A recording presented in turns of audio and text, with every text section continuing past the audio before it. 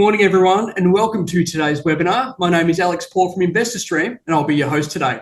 This morning, we have Aguia Resources Executive Chairman Warwick Grigor, who will be providing an update on exploration and development activities at Aguia's fully owned Santa Barbara Gold Project in Colombia and progress with respect to the Brazilian phosphate assets.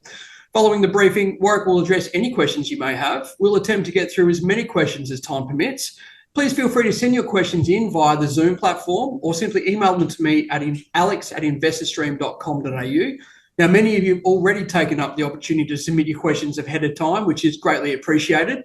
A copy of the webinar will also be available on Aguia's social media platforms later today. But for now, I'd like to throw it over to Warwick to kick things off for us. Warwick, the floor is yours.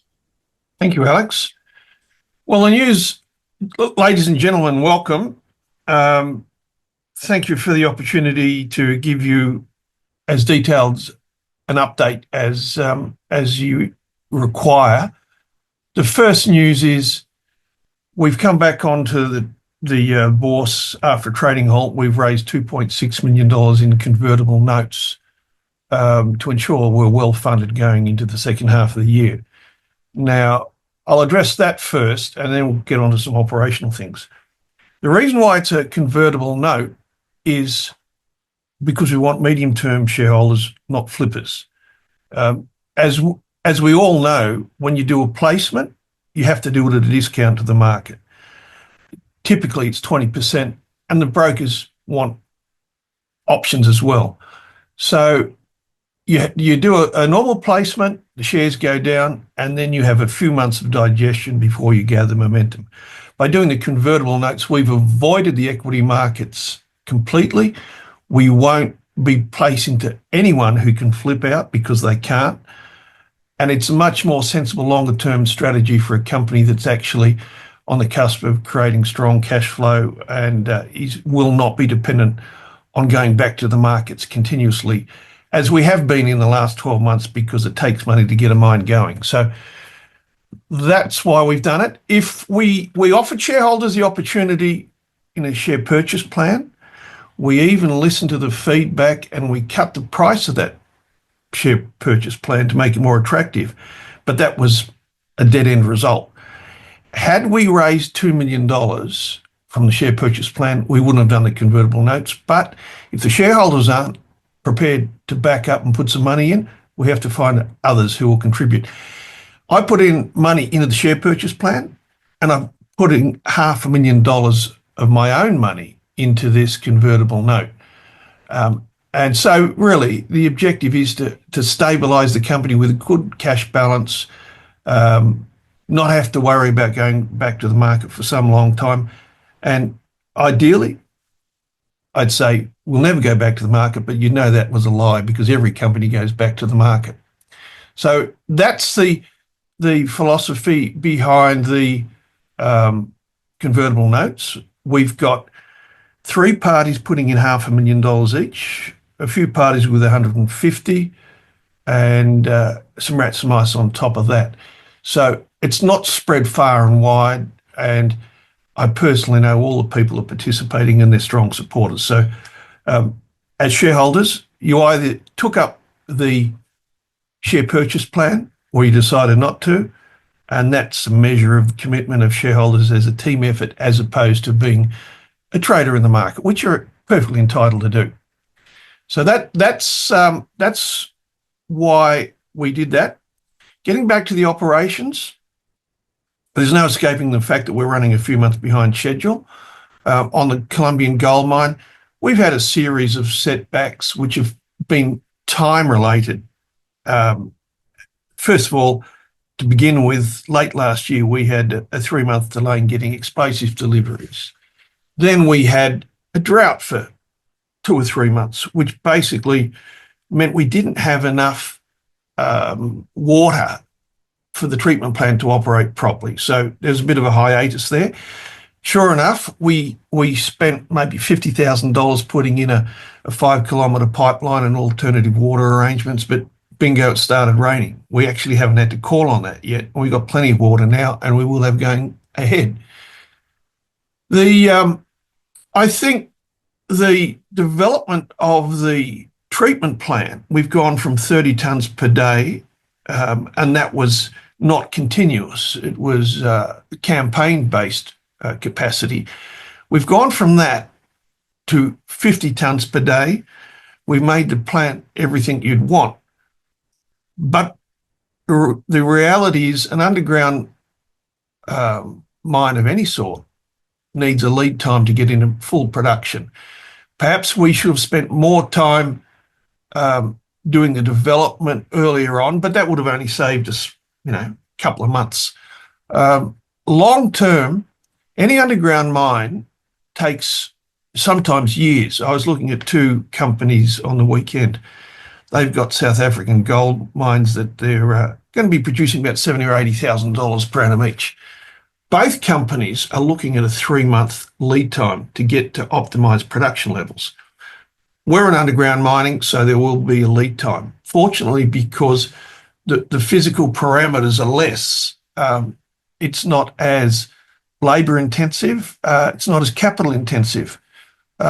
We anticipate over the next 6 months, we'll be going through that ramp-up period, and we should have it optimised by the end of this year, early Q4 next year at the latest.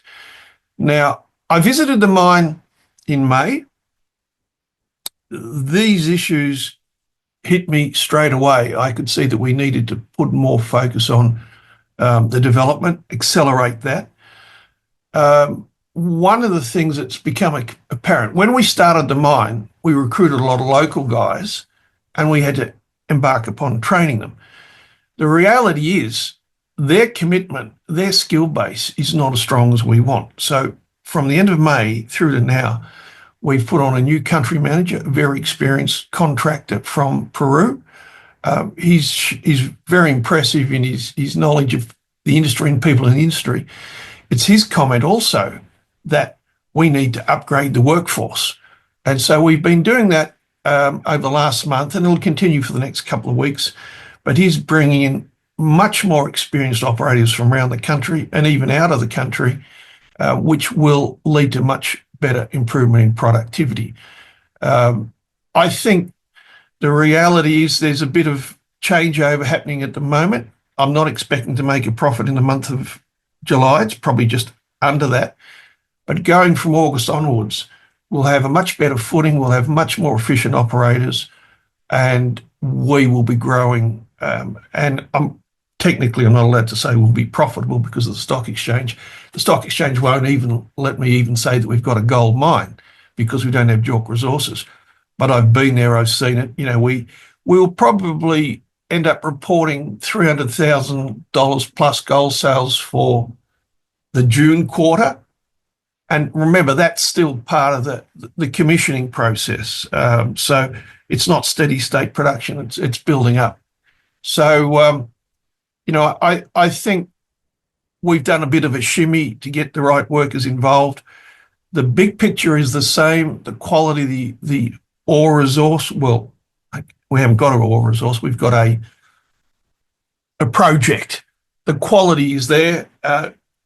With underground mining, it's very much a function of planning ahead, getting the development done, making sure you've got enough spaces even to move around underground. And that's what we're focusing on now. Before you get to optimized production, there's going to be a bigger mix of development ore to stoping ore. We do have some very good stopes opening up now, and we're drawing from them. But the optimized grade will improve as the ratio of stoping ore to development ore improves over the next few months. Now, a very important part of our strategy, we think we're sitting on a multi-million ounce mesothermal gold system. Everything about it, the geologists, they've come out with an exploration target of 2 to 4 million tonnes at 15 to 30 grams per tonne, something in that order, which is millions of ounces. You're allowed to come out and say something like that. The stock exchange will let you say that, so long as you quickly follow up with some drilling. Well, we're drilling now. We've drilled 5 holes out of 25. We should be moving on to hole number 6, we've had a number of very good intersections of the vein, 30, 40 and 50 metres below the existing workings. Now, we always believe that the system goes down hundreds and hundreds of metres, but Stock Exchange wants to see physical evidence. That's where the drilling comes in. It appears as if the vein widths are getting stronger at depth, but remember, we're only looking at 5 holes. The main point is the system does continue at depth, and we're starting planning to take the mine to lower levels to open up more faces to increase availability of ore to the plant. And we know we've got a live beast here. It's not a figment of our imagination. So assays, they're running a bit late, but, we should have them within a week.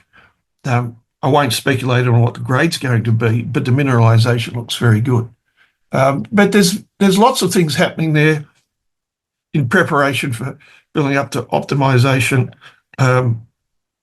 It is a bit slower than we intended, and I've explained some of the reasons.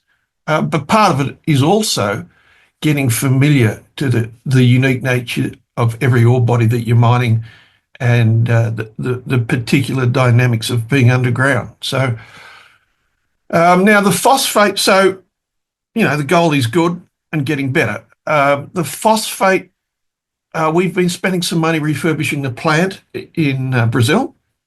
We've almost finished that. There's been, we've probably spent about $1 million refurbishing.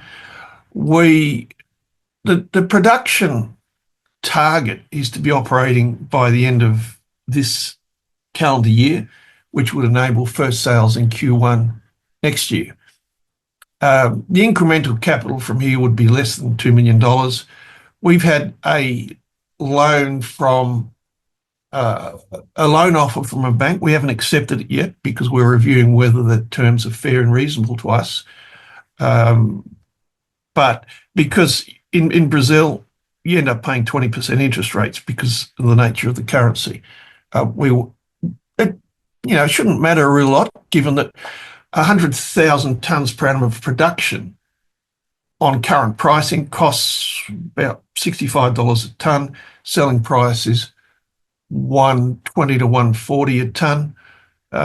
There's a very good margin there. So it's not just the interest rates, it's just what's the smartest business approach. And we've been approached by a Brazilian company that actually wants to buy 100% of our throughput initially, and they would do a forward sale. It would be smarter to do that and get forward sale and money up front in advance of delivery, because we solve the problem of who do you sell to in one hit.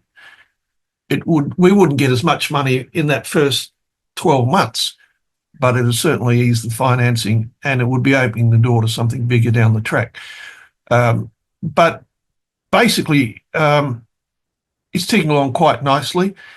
I don't want to see us hitting the start button on Brazil until I'm confident we're making that money in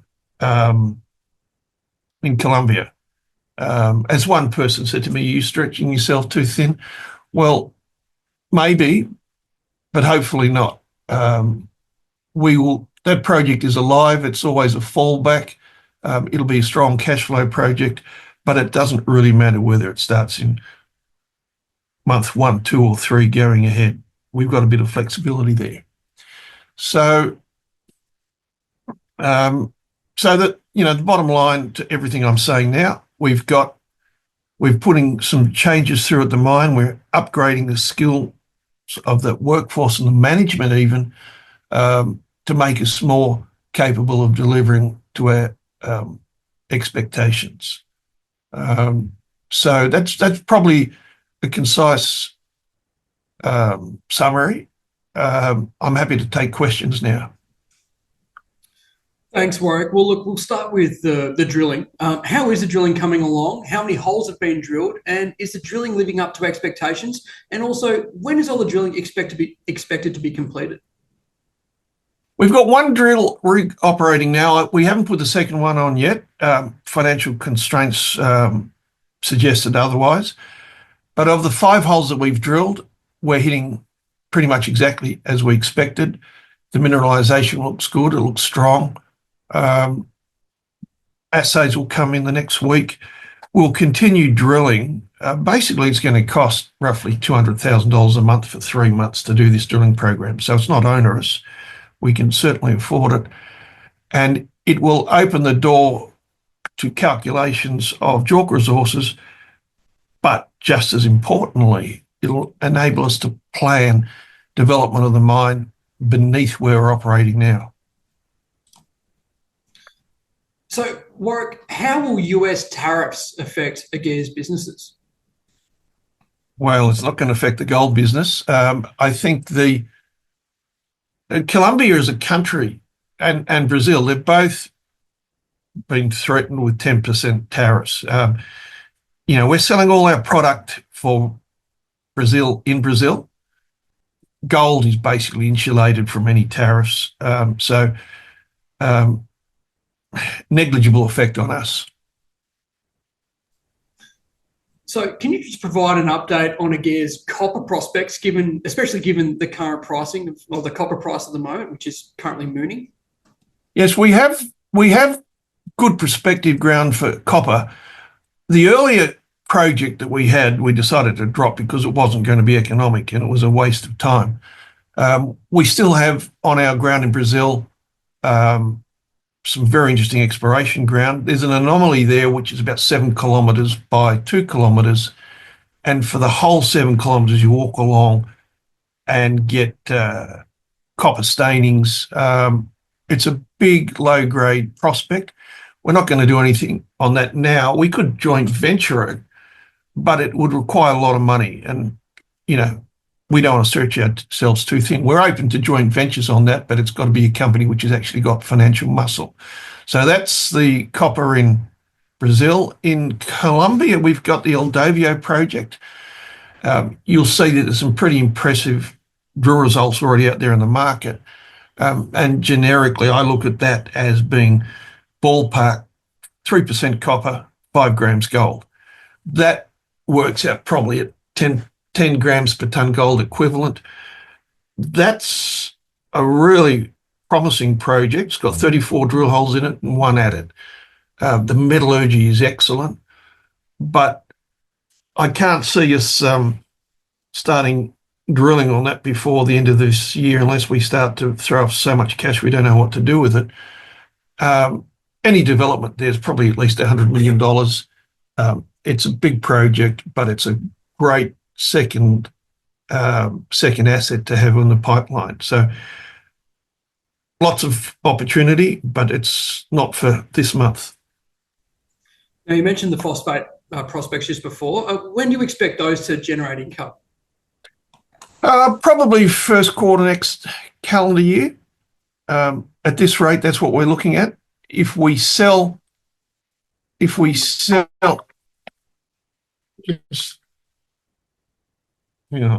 sorry about that. I'll put that in the bottom drawer. If we sell to that one party and we can do a deal on that in the next few months, well, that's great. Normally you'd sell your phosphate for 2 planting cycles twice a year. You can sell some in advance, but a lot of the farmers don't have big storage capacity. So they would want us to be producing it, storing it, and then selling it, delivering it at the time. But Q1 next year is the best estimate at the moment. Now, are you able to provide some insights on the new annual forecast of gold revenues, and what is the anticipated or target gold sales for the September quarter? If we were doing 50 tonnes per day, it's about 17,500 tonnes a year, 20 grams recovered. That'd be 10, 12,000 ounces. We aim to be at that level by about Christmas. Between now and Christmas, you need to draw a line. It can be a straight line as to how we're going to be lifting from there. But,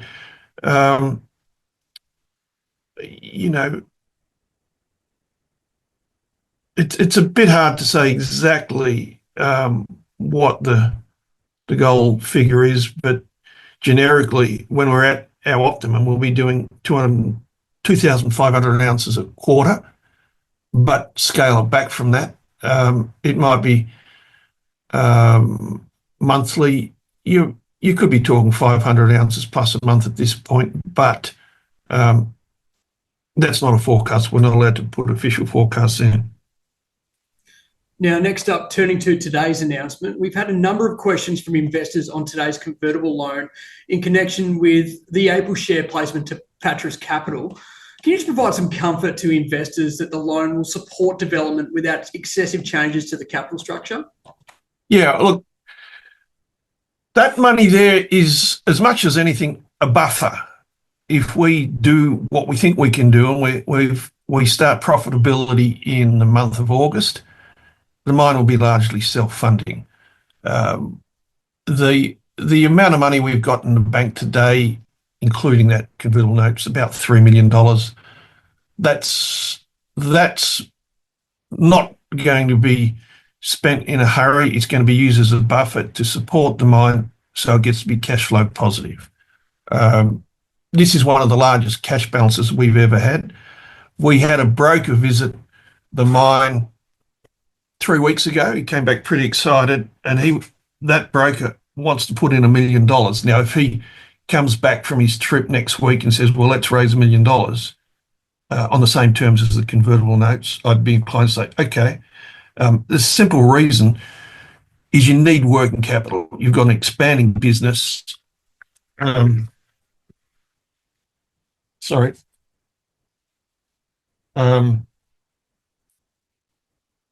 got an expanding business. You cannot grow a business without working capital. And it's really only when you start the business that you get a better understanding of exactly what you need. I know a lot of shareholders say, well, that's dilution. That's reality. Dilution, how do you dilute? I think the dilution through a convertible note is much better than a dilution doing a 20% raising, a 20% discount to raising and throwing in options. That's dilution. What we've got, a premium to the current share price, and it's not going to lead any stock into the market. So pragmatically, I think it's a much better way to go. You know, there have been some questions to us on the raising for $1.5 million we did with Longstake and Patras Capital.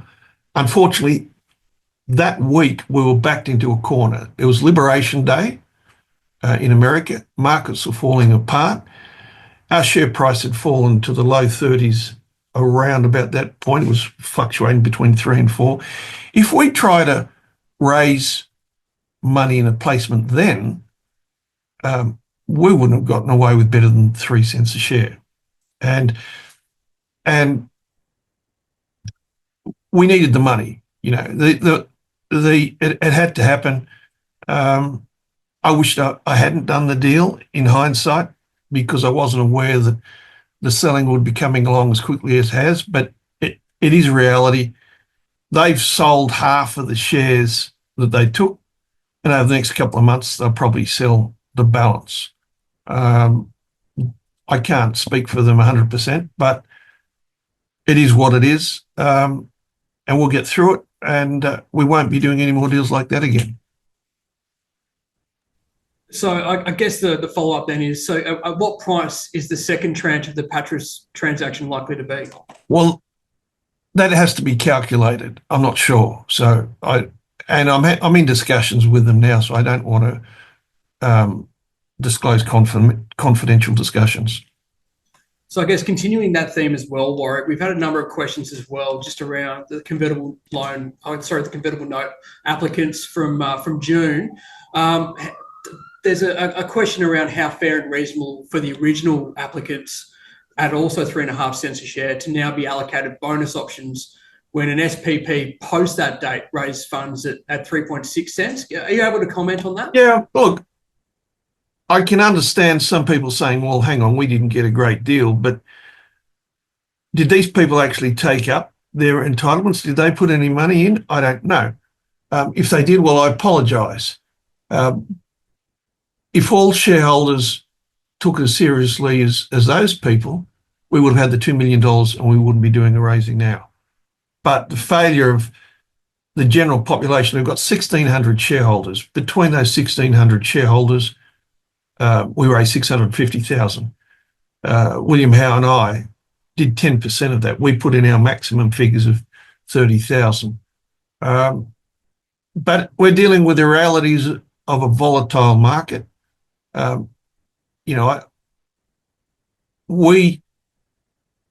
We quickly had to do something to make up for that shortfall. And as painful as the medicine might be, that is reality. So now you've got, as you said, you've got the announcement out today. So how does that loan funding position Aguia to advance its mine development and exploration activities in the near term? Very strongly. We've got a good buffer of cash now. We expect to be cash flow positive next month. That's only a few weeks away. The money that we've got now is more of a buffer for unknown circumstances. I was speaking to mine this morning and they were telling me of the advancement plans they want. And I said, yeah, that's fine, but do without a positive cash flow. We're treating the money that we've raised very carefully. We're not just throwing it around. With the discussions we've had, the planning, the scheduling of the mine, there's no reason why we can't be throwing off positive cash from next month. And then the money we've just raised, it's more of a security blanket. We'll draw into it a little bit, but not excessively. So what is the strategic rationale behind securing a convertible loan structure with a 10% interest rate and potential equity conversion at 3.5 cents per share? Well, that 3.5 cents a share is a premium to the current price. And we go back to the same thing. We had to raise money. If we tried to do a placement through any number of brokers, these people who are putting in 3.5 cents in a year's time would be taking stock at 2.5 cents now. And that's far more dilutionary. It's just unpalatable. We see that the convertible note issue protects shareholders from dilution of going to the equity markets. We're circumventing them as a way to better fund the company without just issuing shares after shares after shares.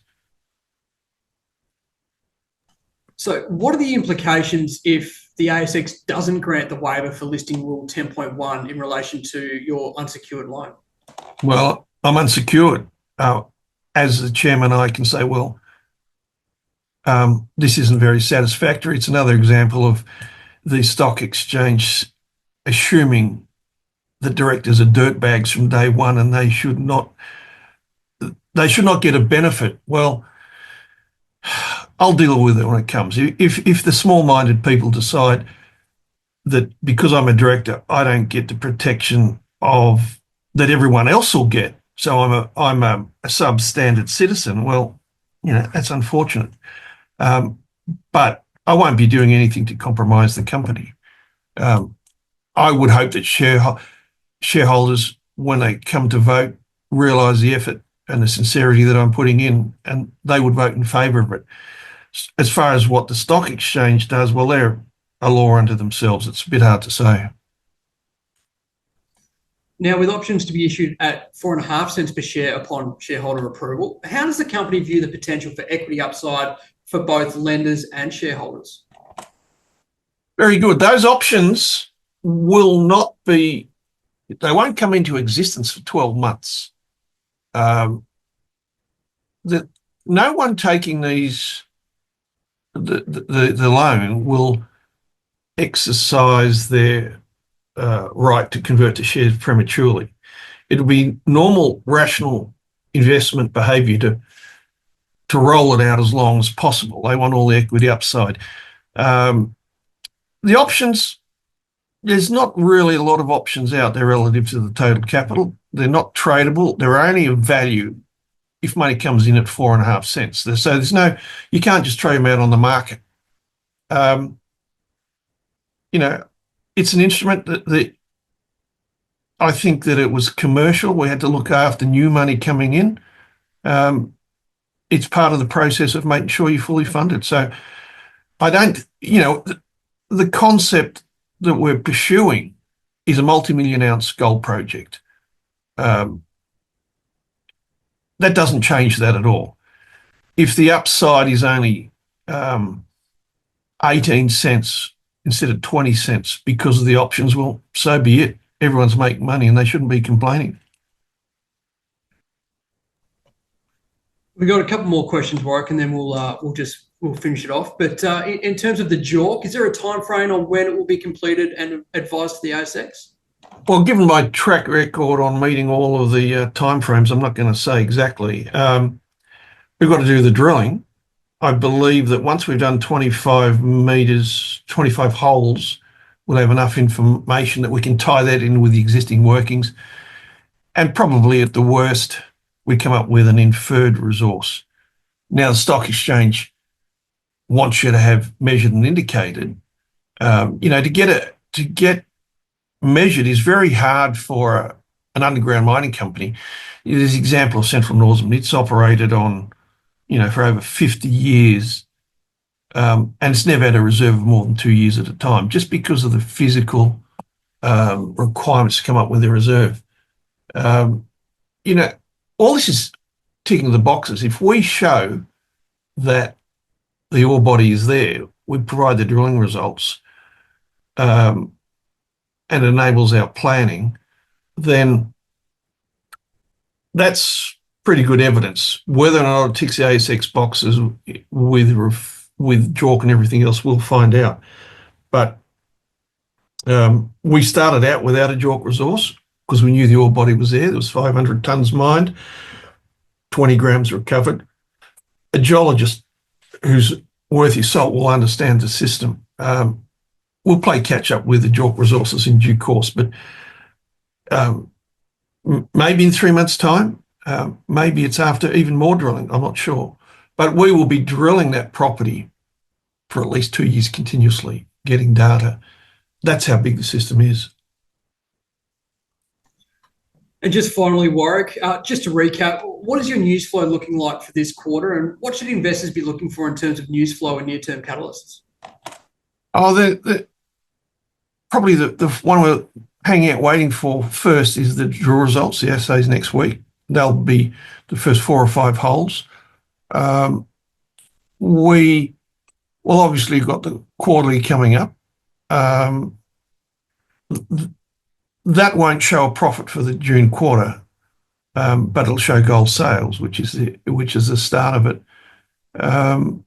Further production reports, news on Brazil, on financing, whether we do this potential forward sales deal. They're the specific ones, but who knows what comes along in between. We aim to keep shareholders as well informed as possible. I'll do a management discussion and analysis in the quarterly, and people seem to like that because it's more than just raw numbers. It's trying to give shareholders an understanding of what's going on. And I think shareholders are better informed if they appreciate some of the technical aspects, the management aspects that a company has to go through. When you start a mine, it's not like turning the key on the lawnmower and bingo, it's off and running. It's a bit more complicated than that. And shareholders need to appreciate that. But, in my opinion, the most important thing is that their directors are very committed towards making money for shareholders. We don't place ourselves on a pedestal. We're in there and, we're doing the best we can. Thanks, Warwick. Look, that's all the time we have today. Thank you all for joining me, and also like to thank Warwick for presenting for us and taking the time to answer some questions. Now, as I mentioned before, a recording of the webinar will be on Aguia's social media platforms later today. Warwick, before I let you go, do you have any final comments to leave with us today? I suppose I should say thank you for your patience today as shareholders, if you are shareholders. We've got a fantastic opportunity. We just have to get over that initial commissioning stage, get to cash flow positive, and there'll be much better, stronger news flow that'll make you smile once we get to that. Fantastic. That wraps it up for us here. Thank you, everyone. Have a great day. Thanks, Alex.